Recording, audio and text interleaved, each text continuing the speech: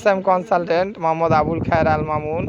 আসসালামু আলাইকুম। যারা দেখছেন এই ভিডিও তাদেরকে একটু কিছু শিক্ষণীয় কিছু কথা বলবো যেটা আপনাদের কাজে লাগতে পারে। আমার এটা রামসাগরের প্রজেক্ট। রামসাগর থেকে পার হয়ে খুসরুর মোড়ের কাছাকাছি, রামসাগরের ওখানেই গেটটা পার হয়ে আর কি।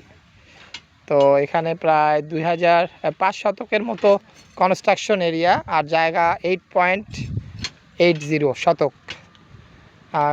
জায়গাটা অনেক ক্রস, প্রতিটা বাহুই ক্রস, 10 ফিট, কোথাও 8 ফিট, 6 ফিট ক্রস। এই জন্য কনস্ট্রাকশন এরিয়া আমরা কম রেখেছি। চারিদিকে সেটব্যাক পর্যাপ্ত পরিমাণ আছে, আইন অনুযায়ী হচ্ছে বিল্ডিংটি।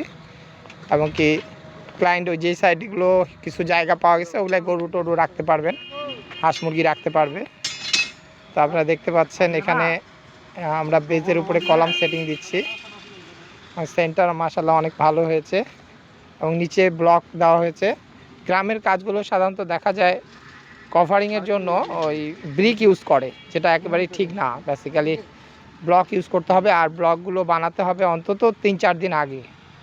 তারপরে ব্লক কিউরিং করতে হবে 3-4 দিন, তারপরে ব্লক ব্যবহার করতে হবে, নাহলে ব্লকগুলো ভেঙে যাবে।